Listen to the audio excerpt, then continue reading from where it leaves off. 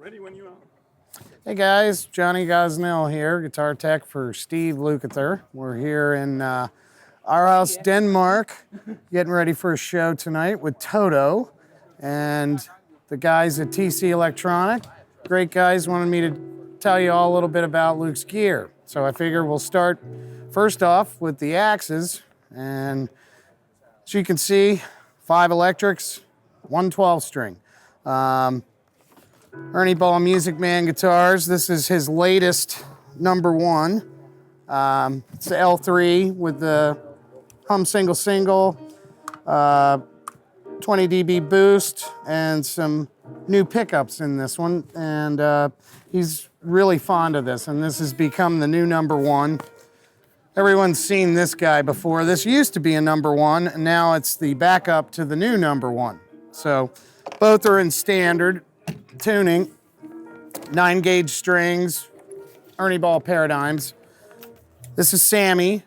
This was custom made for him by the guys at Ernie Ball, and he was a big Sammy Davis Jr. fan, so he had to have the guitar made up. And as you can see, he's got a picture of Sammy all over at him and Sterling Ball. And this is kind of, on this run, we're using this as a warm-up guitar.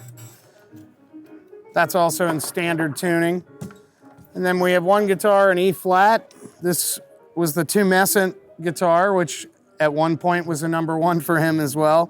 This is now an E flat guitar. And then we have the solid black L3. Hum Hum, same deal. This is in D standard. And because it's dropped a whole step, we put 10-gauge strings on it instead of the 9s. Less tension, so sounds better with the 10s at that drop tuning. And then of course the 12, Yamaha 12 strings, standard tuning, 11 to 52 gauge strings on that.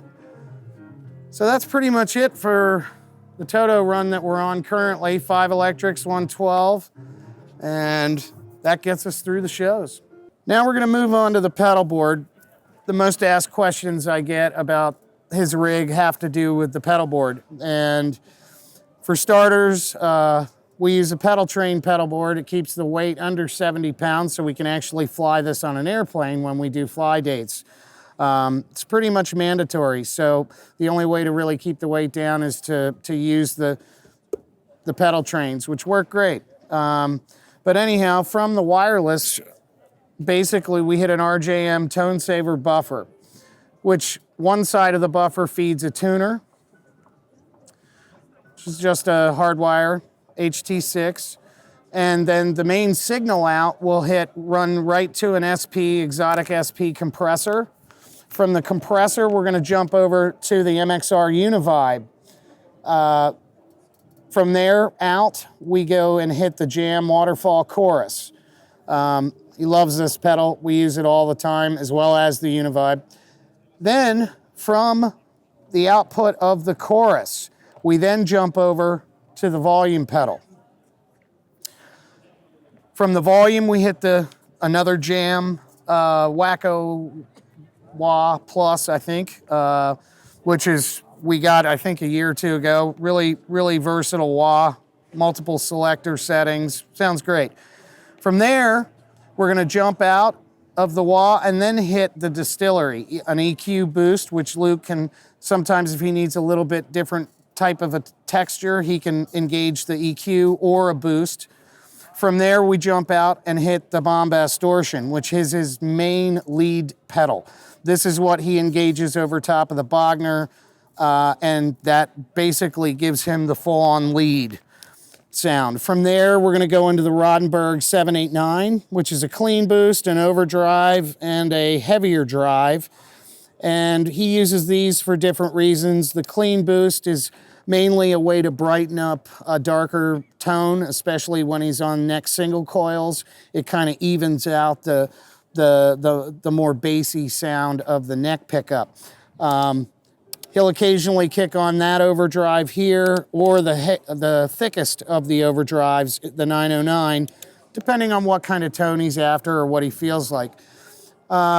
And then so from basically the last pedal from the 789 is the Strymon Lex, which is basically a rotary effect, which he uses quite often.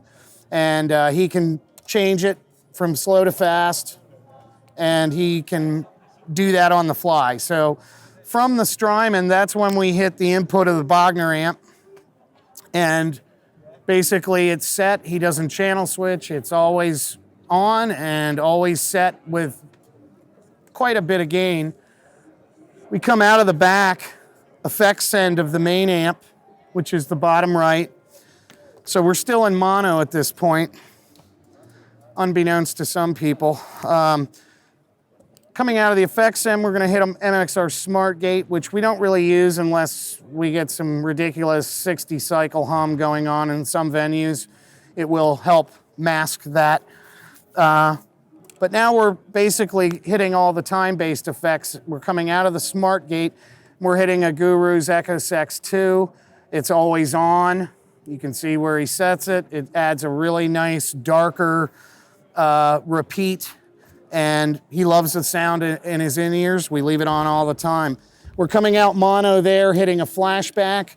Depending on the tour, we basically use it either as a slapback, or in this case on Toto, a ping pong effect for a cascading longer delay time, which is used very rarely. From there, we're coming out mono, and we're hitting the Strymon Blue Sky Reverb. This is always on, and it's a great sounding reverb. It works really well with the high gain, especially with Luke's rig. From here, we split stereo out and feed the hardwire DL8s. One set for a shorter delay, one set for a long. And basically the short and the long, for some of his solos, he'll combine all three of the delays for a really long cascading delay effect. Pretty simple. From there, we just go out of each stereo out of the delays and return to each of the Bogner's effects return. So it's a stereo return with a mono head. So it's sort of reminiscent of his Bradshaw days with the wet, dry, wet setup. Very similar in what he's getting here. So yeah, I bring this with me everywhere I go. You know, in a pinch, if a tube dies during show, especially in the main amp, it'll shut his whole rig down. We don't want that. So the spare, anything happens, I can reroute the rig in seconds and the show goes on. But that's pretty much it. It's a real simple yet effective, great sounding rig, and it works. It works great. These Bogner amps rock. Reinhold does a great job. I think they're some of the most well-built amps that you can get. Very, and these are the new Helios 100s. We were on Ecstasy 101Bs, but these work and kind of have a different texture to them in the gain stage. So it's more of a, I don't know, kind of what he was used to back in the 80s. It's more of kind of a hot-rodded Marshall-y kind of thing. So hope you guys got some good info out of that, and see you out there on the road.